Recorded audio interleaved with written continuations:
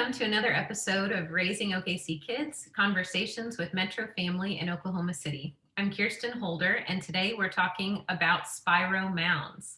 I'm here with the team from the National Cowboy and Western Heritage Museum. We have Dr. Eric Singleton, Museum Curator of Ethnology, Gretchen Jean, Director of Education, and Seth Spillman, Chief Marketing Officer.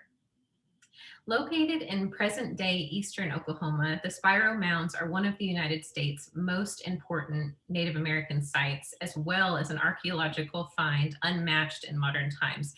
And I will say, those are not hype words. This is not an understatement. This is a big deal. The National Cowboy Museum opened the exhibition, Spiro and the Art of the Mississippian World, on February 12th, with support from Spiro descendants, Caddo Nation, and Wichita and affiliated tribes, and they were funded through the National Endowments for the Humanities, the Henry Luce Foundation, and the Kirkpatrick Foundation. This is the first major presentation on Spiro Mounds ever undertaken by a museum, representing the first and possibly last time these artifacts will be reunited from various collections across the country.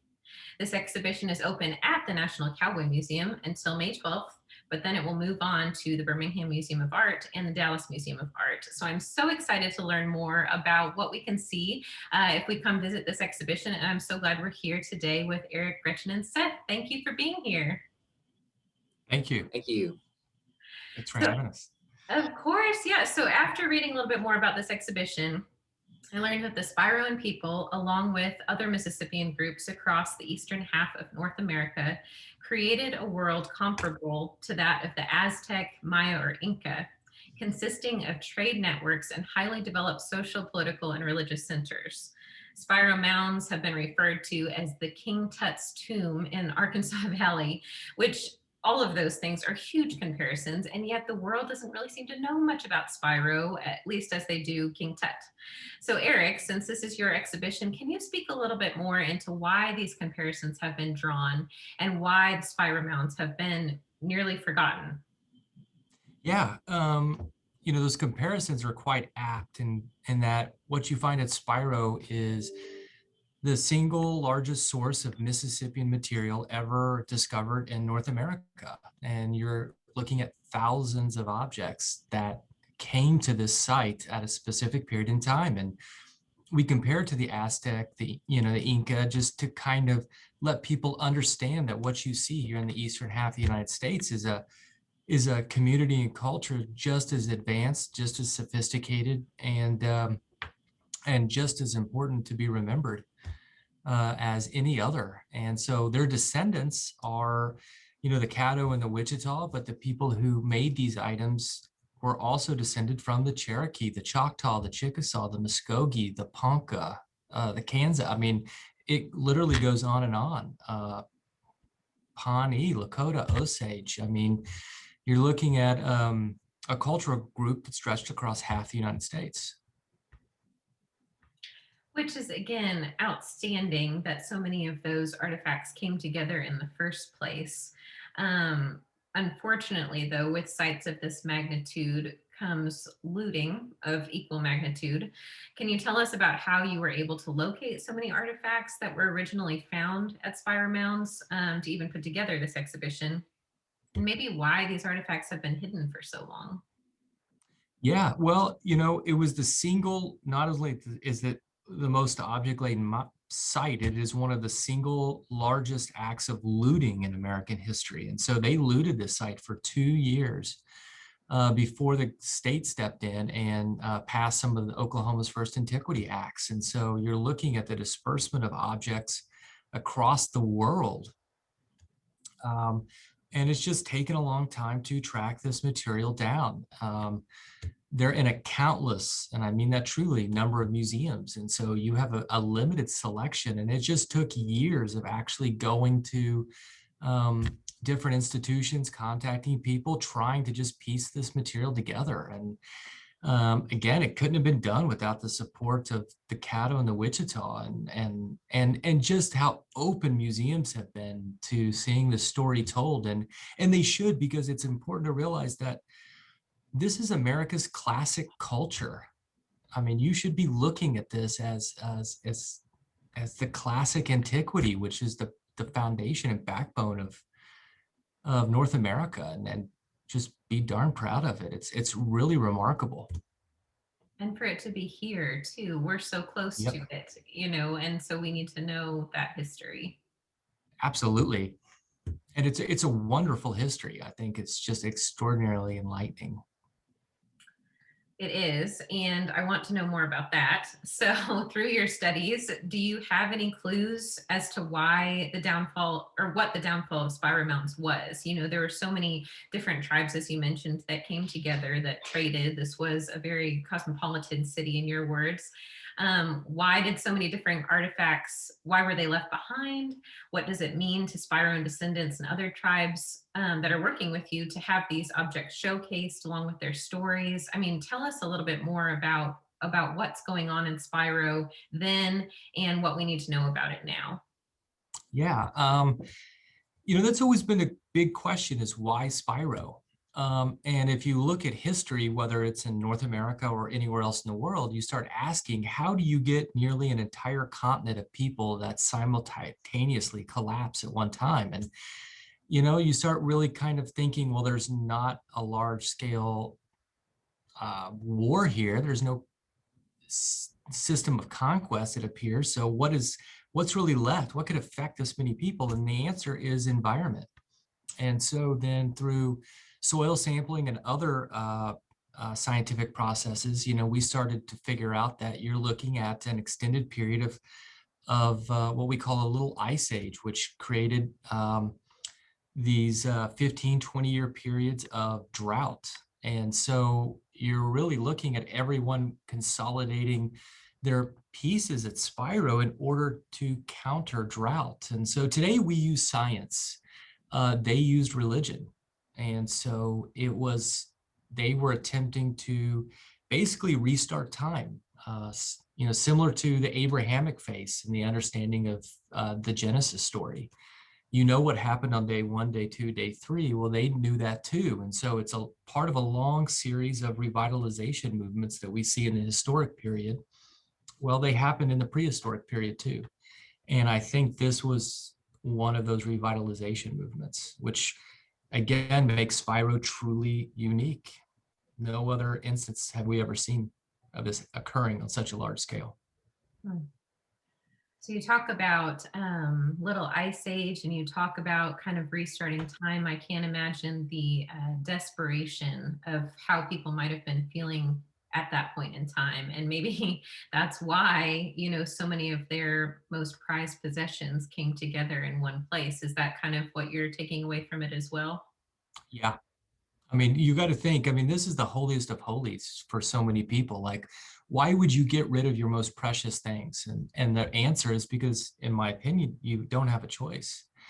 You're trying anything you can to change the environment, to actually bring back crops. And that's why you see the systematic and complete collapse of the Mississippian period at about 1400. It wasn't one site, it was all of them. And Mm. it lasted until 1650. So when we have conversations about Thanksgiving, and why was it hard for Europeans to get a foothold here? The likely answer is because environment. Crops just weren't able to be grown on such a large scale. If you have a huge population base, well, you need to feed that base. And if rains aren't coming, then you're not going to have the agricultural base necessary to feed them. So what you're going to have is the collapse of large cities and the disbursement into small village-like groups. And that's what happened. And honestly, we're dealing with it now. If we're not careful, without some very strategic ways of thinking about this, with water levels rising and everything else, you're going to get tornado patterns changing, more ice occurring further south. And because people don't understand that water currents and wind all play a role in this symbiotic relationship of keeping the world um, in a constant balance. Imagine putting something on a cooking pot and changing the temperature. Well, you immediately change the consistency of the interior of that pot. Mm. So And I'm sure in your field, watching history repeat itself can be a little frustrating. Oh, it especially is. since Yeah, your job especially is when the study of history. yeah, especially when so many people tell you what's going to happen next, and then you watch it happen. Yes, So, but hey, that's it. Then that gives us another reason to write a book in 10 years. exactly. So again, maybe another hard part of your job, in addition to watching some portions of history repeat itself, hopefully not all, hopefully because of jobs like yours, we're learning and we're growing forward. But another hard part of your job might be picking a favorite portion of your own exhibition. Do you have a favorite object, an artifact that is showcased in Spiro Mounds? The truth is, and I've said this, is whichever one I'm looking at, um, because they really are so unique and they're so different. You're looking at copper, you're looking at engraved shell, you're looking at stone statues, wooden figures. They're all so different and so unique, and it's so, I think, counter to what people expect.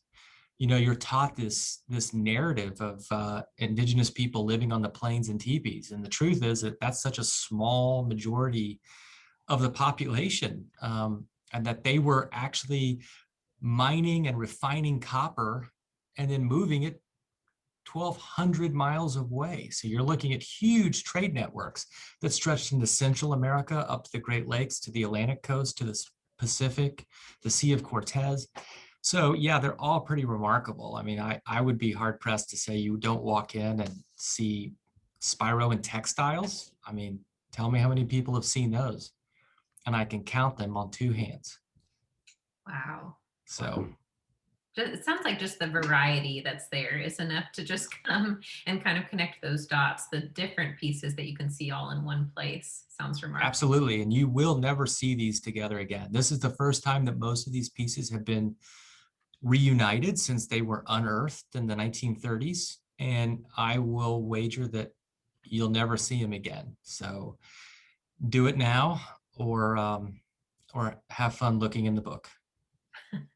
Do it now or never is what I'm hearing. Yep, That's enough of a selling point for me. I'm going to take my family there while I still can. perfect. So Seth and Gretchen, I've left you waiting in the wings a little too long. I'm so sorry. Let's pull you into the conversation. What does this mean for families? Gretchen, you are the director of education at the National Cowboy Museum. I know you have a long lineup of events ranging from teacher events to just activities for kids. So let's start with opportunities for educators, especially since there's so much pressure on teachers at the moment. What kind of continued learning opportunities are you hosting in conjunction with this exhibition? And what are you hoping teachers might pass along to their students about Spiro Mounds? Well, we hosted a virtual teacher workshop Saturday, February 27th. We had partnered with the College of Education Professional Studies at UCO to present an opportunity to learn more about Spiro.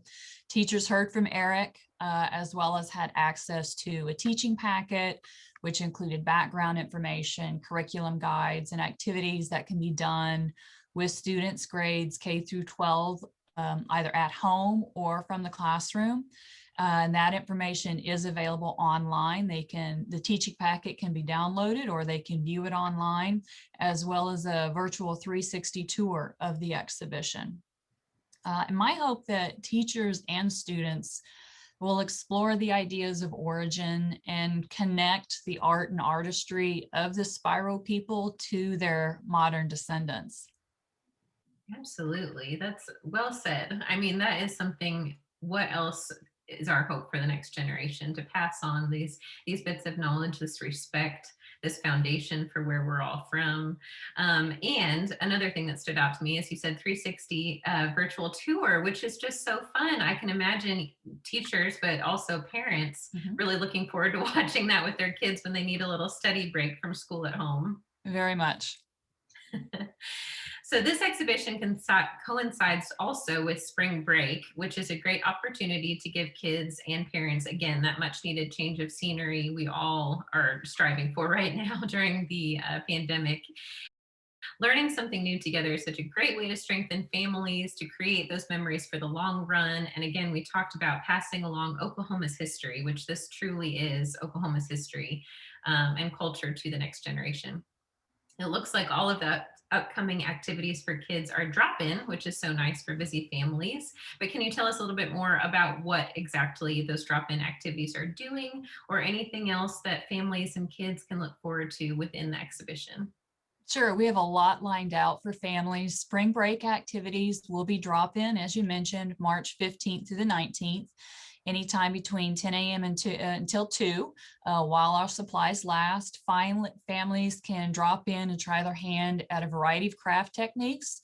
So creating figures and animals from clay, making scratch art gorgets. Tanya Weevil, a Cherokee National Treasure in Textiles, will be with us one day to teach about weaving technique of twining. In addition to spring break activities, we have our Kids Take Over the Cowboy program, which is the first Saturday of the month. In April, kids can learn about using natural materials to create different colors of dye and get to take a little piece of fabric home that they've dyed while they're here. And in the exhibition, there are touch stations, as well as a dedicated family space where families can take a break, watch some videos about Spiro that are presented by kids. There's some interactives where you can complete a pottery puzzle and different styles of weavings. And we actually have 2 different virtual reality stations that families and kids can try out. We're super excited about having those elements in the exhibition. That is so cool. Oh my goodness. So for the people that listen to this podcast, I have a toddler at home. So I'm always kind of interested in hearing, can I take him to an exhibition like this? It sounds like you've got all ages covered with, I'd feel comfortable with my toddler participating in that puzzle, but he'd also love to see some of those videos, and then maybe even the preteen with the VR technology. That is so fun. Yeah, we're excited to have it. That is great. There are so many experts that you guys bring in to talk about different portions of the exhibition. You do these lunch and learn style events that are so fun. And from what I can see, they're all virtual right now. Is that correct? Yes, the Brown Bag Lunch and Learn series that you mentioned, those will be all virtual. It kicks off March 4th and runs every Thursday through May 6th. So 10 weeks of content experts covering a wide range of areas about Spiro, but we will have other programming on site as well. Because we are a large museum where we are able to socially distance much of our programming. So we'll have plenty online and virtual, but also plenty to do on site as well. That's great. It's nice to give those options, especially as we're hopefully coming to the light at the end of the tunnel of the pandemic. The Cherokee Beadwork Workshop definitely caught my eye, as did the expert talk from Dr. Carol Diaz-Grandos, archaeologist and research associate in the Department of Anthropology at Washington University. These are great people coming in. Do you have classes that you are most excited about? I know this is kind of a hard question, as the one I asked Eric about picking a favorite artifact, but which classes are you most excited about coming up? Well, I've been working on Spiro not as long as Eric, but quite a while. So I'm excited to finally be able to share all of the programming that we have lined out. You had mentioned the Cherokee beadwork class. I'm looking forward to that. I like the learn by doing activities. I like to dig in myself and do those. So in addition to the beadwork class, we've got a traditional Caddo pottery techniques class that Chase Earls will be teaching. So I'm looking forward to that one as well. That sounds really nice right now. Kind of relax with just learning and and doing at the same time. That's right. So Seth, this exhibition and the related events are just wonderful. I was excited about it before this podcast began, and now hearing you guys talk about it, I'm just all the more into it. What an honor, but also a responsibility it is to house an exhibition of this magnitude.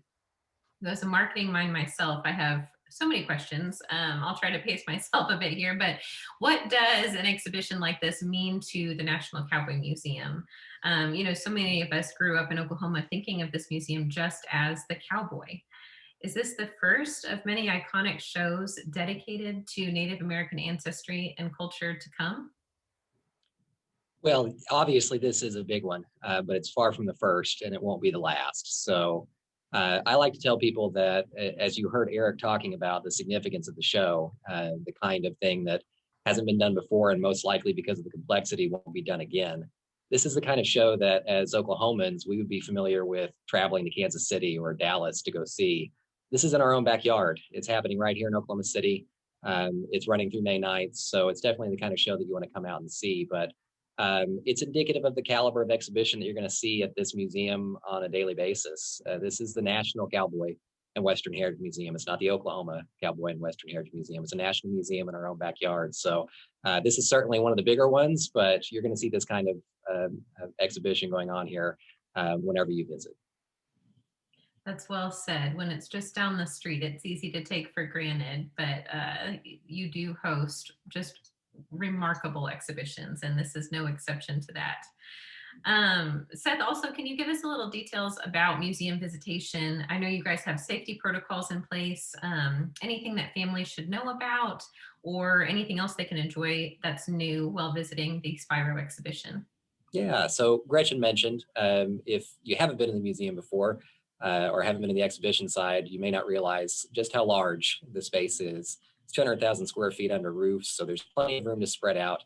Safety is obviously a top priority with a mask mandate in Oklahoma City that helps create a safe environment here. So we certainly are following that mask mandate. We have sanitization stations throughout the museum.